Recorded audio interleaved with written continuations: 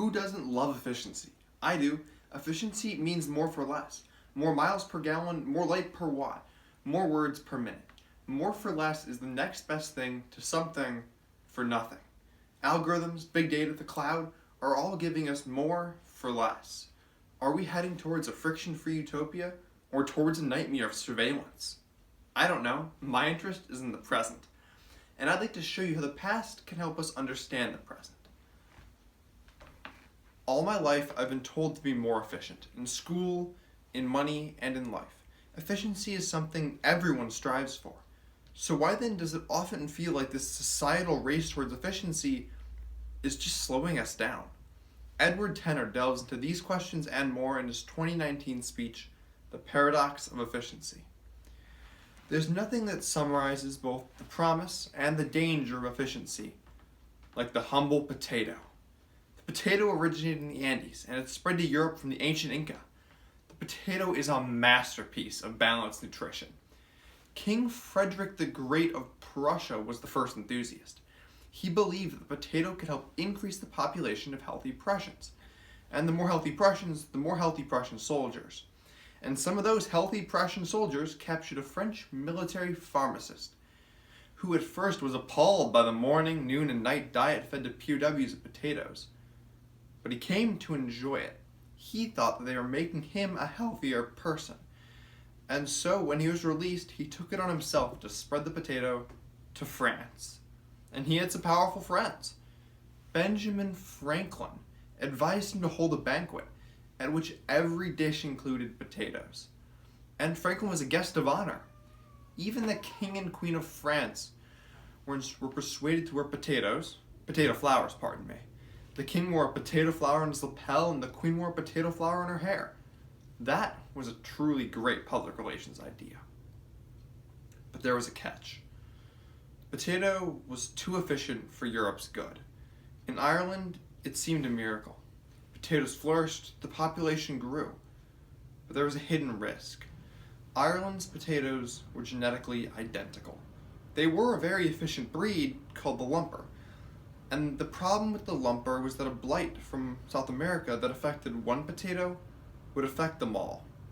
Britain's exploitation and callousness played a role, but it was because of this monoculture that 1 million people died and another 2 million were forced to emigrate. A plant that was supposed to end famine created one of the most tragic ones. The problems with efficiency today are less drastic but more chronic. They can also prolong the evils that they were intended to solve. Take electronic medical records. It seemed to be the answer to the problem of doctors' handwriting, and it had the benefit of providing much better data for treatments. In practice, instead, it has meant much more paperwork, and physicians are now complaining they have less rather than more time to see patients individually. The obsession with efficiency can actually make us less efficient. The biggest cost of all might be missed opportunities. The platform economy connecting buyers and sellers can be a great investment. And we have all seen that in the last few weeks, companies that are still losing hundreds of millions of dollars might be creating billionaires in initial public offerings. My answer to all these questions is inspired in efficiency. Data and measurement are essential, but they're not enough. Let's leave room for human intuition and human skills. There are 7 facets of inspired inefficiency.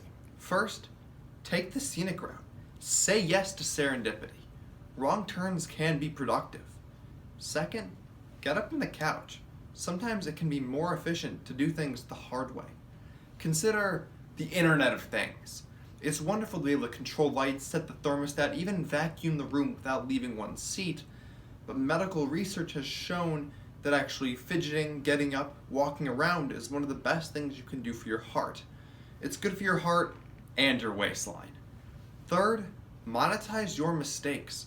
Great forms can be created through the imaginative development of accidents.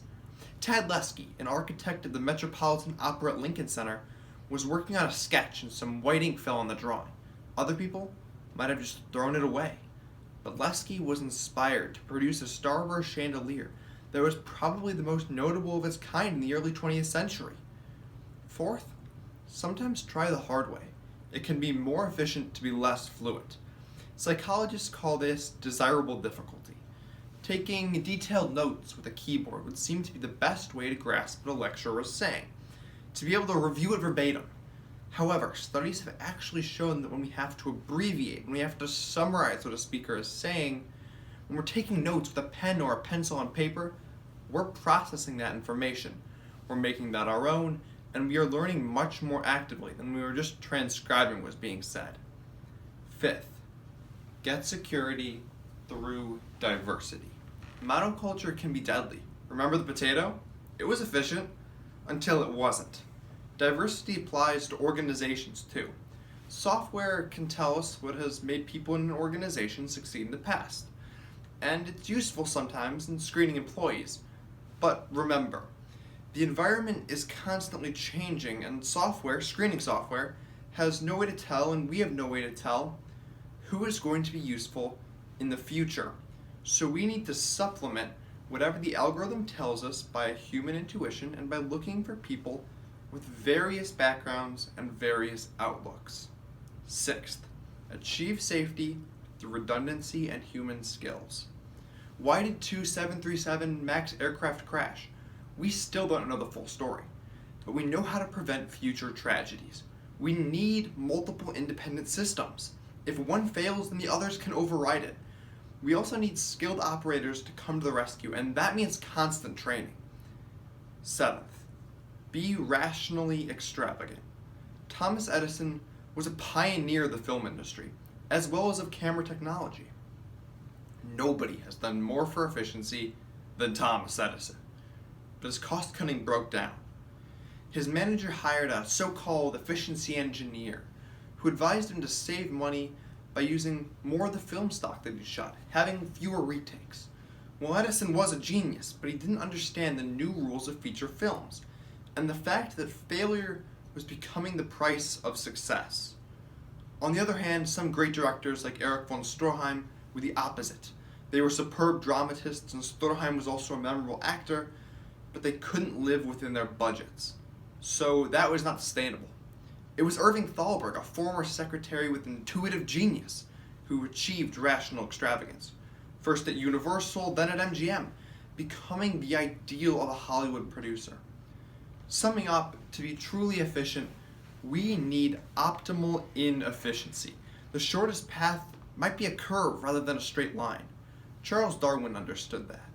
When he encountered a tough problem, he made a circuit trail, a sandwalk that he built behind his house.